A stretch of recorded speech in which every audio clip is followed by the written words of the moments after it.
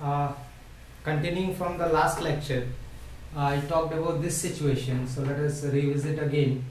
That suppose you are on a top of a building, okay, or and you throw something in a horizontal direction. So this initial velocity is completely along x, and we all know that it is going to take this trajectory. And actually you don't have to go to a building. Actually, if I throw suppose anything in straight direction, and if I let it move through a long direction, right, then what happens, it will curl like this. Again, this shape is called parabola. Now I asked you this question, that can we calculate time of flight, how much time it will take, what is this range, and what is the equation of trajectory, like we did earlier, right? So to solve any kinematics problem, maybe one dimension, maybe two dimension, first thing is we have to select the origin. So what I have done, this is my origin, and I am also saying that this is time t equal to 0, it is shot with this direction, right? Now once I select my origin, this is positive x, this is positive y, now this will become negative direction, right? And like we did earlier, at t equal to 0, so x and y, we are writing at t equal to 0, x equal to 0, and initial velocity along x is u only, completely it is along x. And what about this, at t equal to 0, y is 0, and what about initial velocity along y? Initial velocity y is 0, right? Because you are throwing along x direction only. This is the initial information. At time t, it may be here, it may be here, or anywhere, right? So at time t, let us say it is here. So time t, it is here. It has traveled this much y and this much x, right? So this is, now that thing I am going to write at time t, x. Okay, one more thing I have missed here, ax, acceleration along x is 0. So let us put it here, because as you throw it, there is no force which is forcing it to move in this direction, but there is a force downward.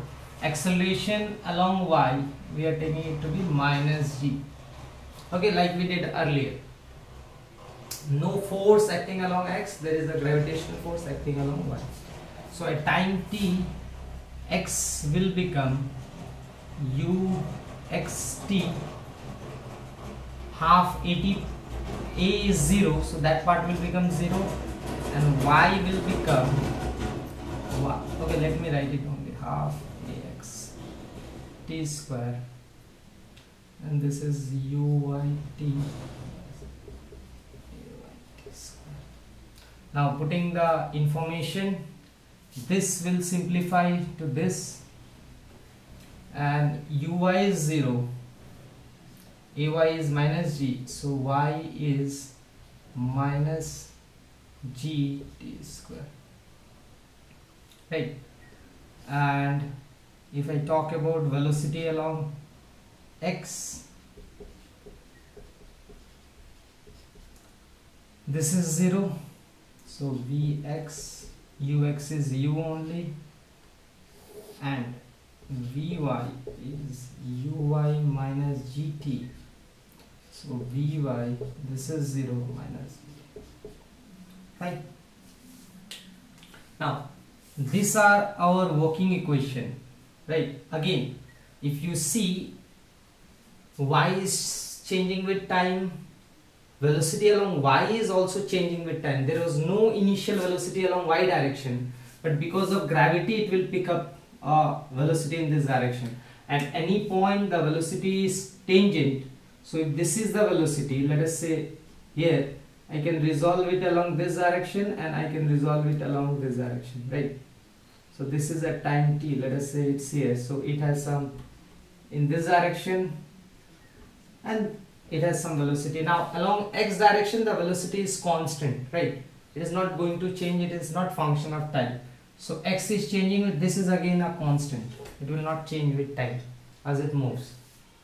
Now we can do the calculation very easily. Now first thing we ask, what is 0 at this point? What is 0? So you can see at this point what is going to be 0, and what about this point, right? So if you see this equation, at this point what is its value? Okay, it's not becoming 0, by the way. That was a wrong notion to start. At this point we are writing this equation, right? So at this point you can see what will be y. Of course it has this much x part, or right, this much x part is there and this much y part is there. So what is the value of y here? So if I go by convention, this upward direction is positive, downward is negative, then let us say at point P. So at point P, y is minus h. Minus because just like gravity is in downward direction, so it is negative. And let us say capital T is the time of flight, right? T is the time of flight to reach. So if I apply this, I get minus h minus half gt square. So T will come out to be 2h by g. This is the time of flight. Fine. So what we did, again we asked what is this equation, how this equation will look like at P. So P, y is minus h, time taken is t, so we'll get this. This is time of flight. Now what about the range? So for range, if you go to this equation, we are asking what is the value of x at point P. So at point P, x is r, we are writing it this to be range, and capital T is the time of flight, right?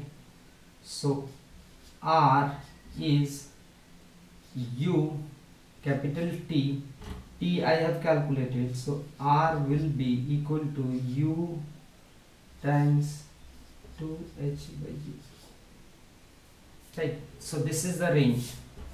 And the last part means in this question, what is the equation of trajectory, means of this path, right?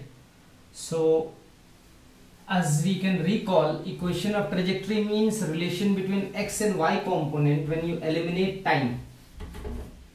So for this case, I have x equal to ut and y equal to minus half gt square, right? So t, again I can substitute t equal to x by u, so y will be equal to minus g t square, so that is x square by u square. So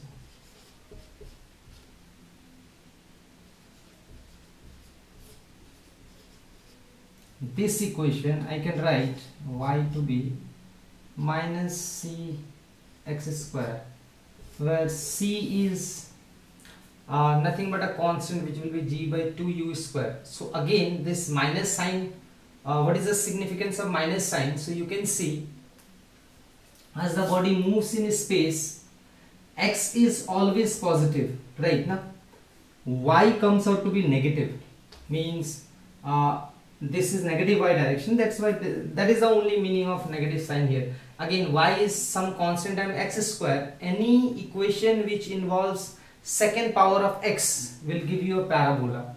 So this is a parabola and it turns out to be this, right? Now let me just discuss the 1-2 question which I put earlier. Now I guess you guys can solve it. So one question was, suppose you drop a ball with 0 speed, right, now from a height h, and you throw a ball with some initial velocity from the same height h.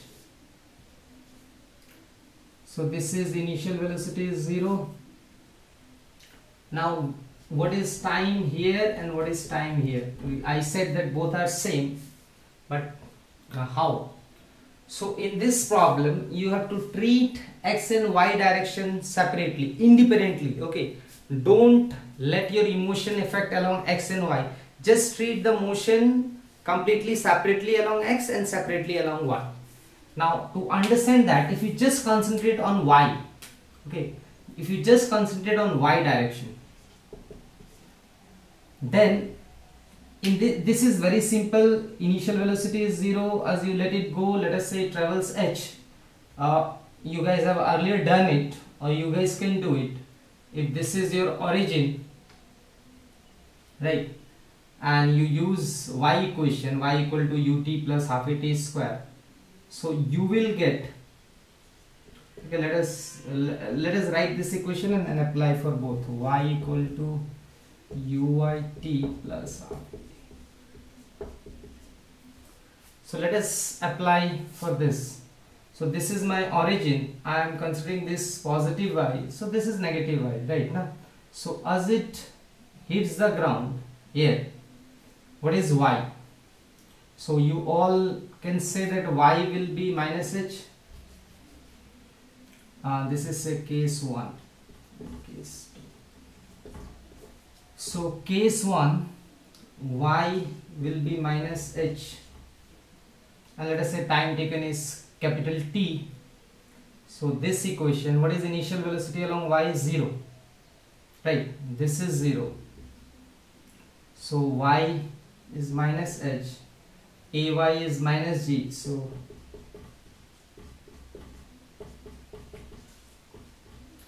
So time taken to reach the ground is 2h by g.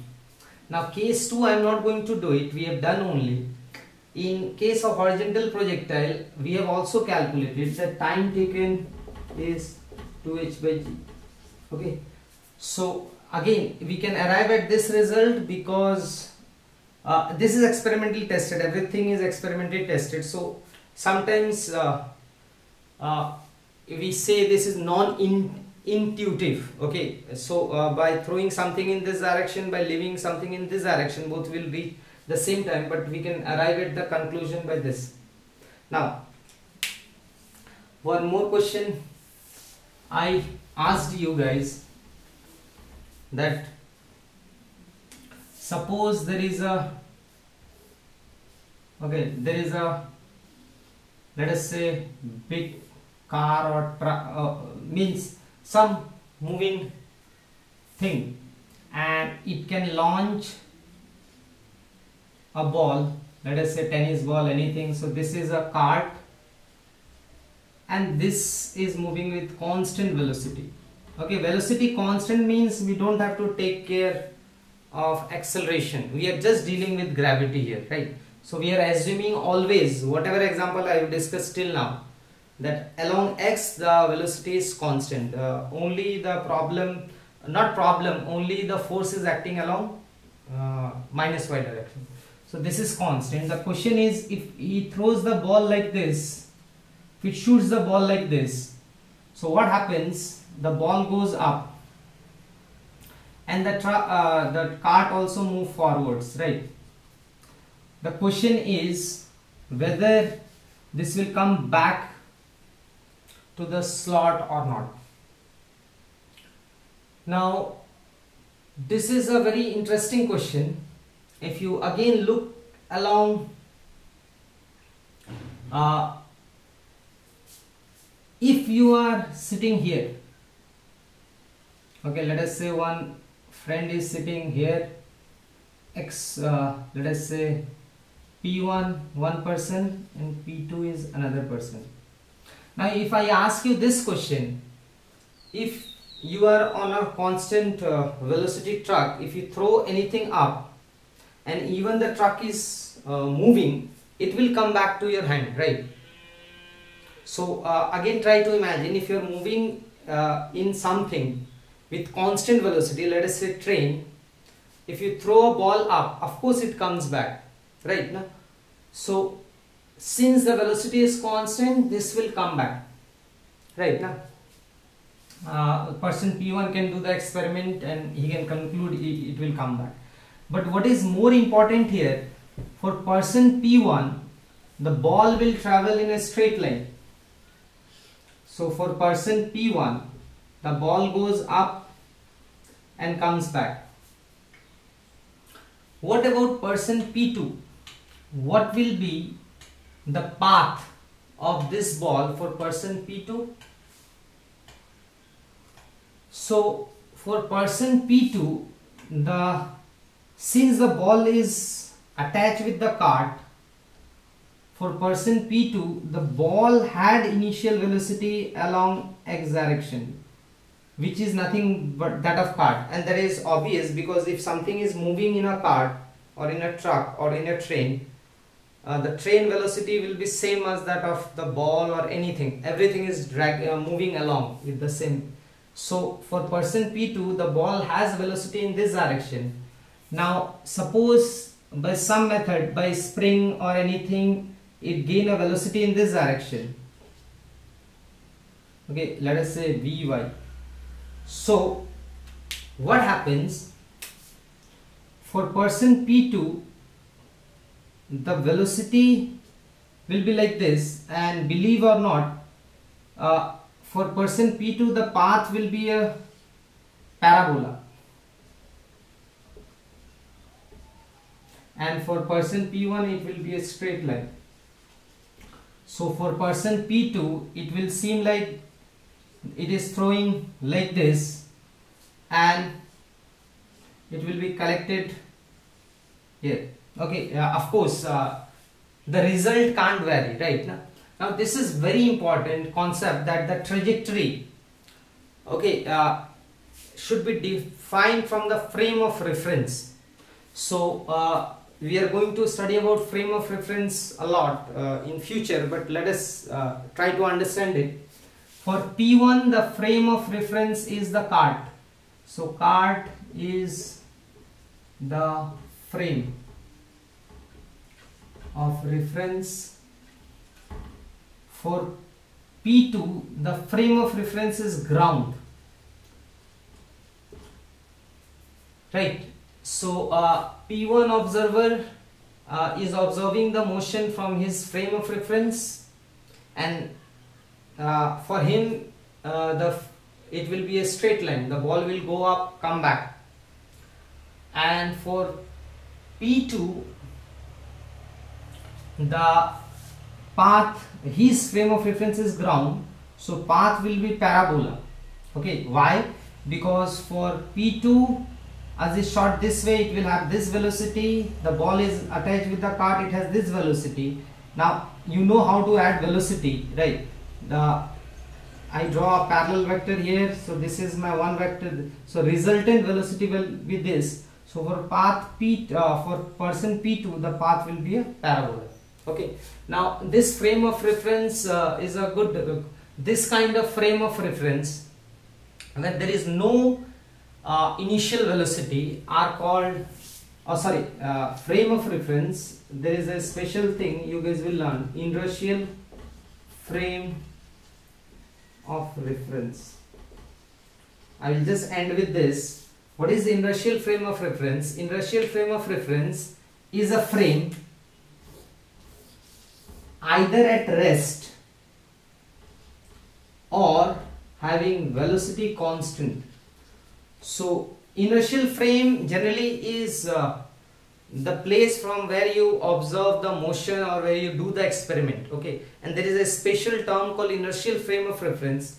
Inertial frame of reference are frame which either at rest or they are moving with a constant velocity, and Newton's law is actually applied to inertial frame of reference. Okay, so this is ground is at rest. We assume ground to be rest, but it actually rotates very slowly. But for our daily purpose or for a lot of experiments, we can treat the ground to be stationary. So ground is a inertial frame of reference, and cart is moving with constant velocity. That is also a inertial frame of reference.